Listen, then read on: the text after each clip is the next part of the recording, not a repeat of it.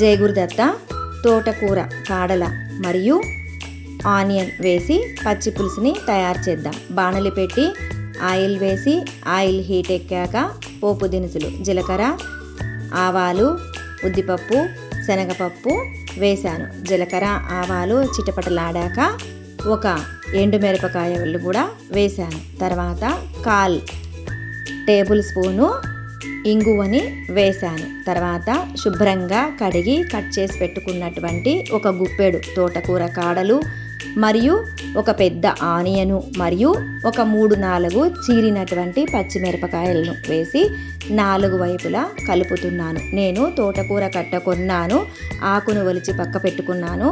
పప్పు గురించి లేత కాడల్ని శుభ్రంగా తరిగి పులుసు పెడుతున్నాను.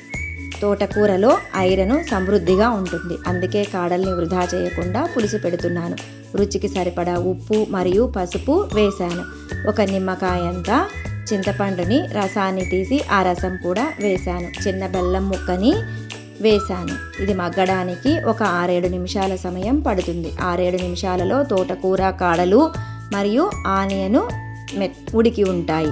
ఇప్పుడు ఇందులో 1 స్పూను బియ్యం పిండిని పెద్ద గ్లాసు నీళ్ళలో వేసి కలిపి ఉండలు లేకుండా కలిపి ఆ మిశ్రమాన్ని కూడా ఇందులోనే వేసి మరిగిస్తున్నాను.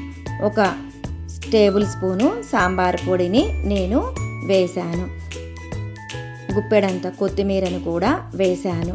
వేడి వేడి అన్నంలో ఈ పులుసు నెయ్యి వేసుకొని తింటే ఎంతో రుచిగా ఉంటుంది. Like, share, subscribe. Thank you.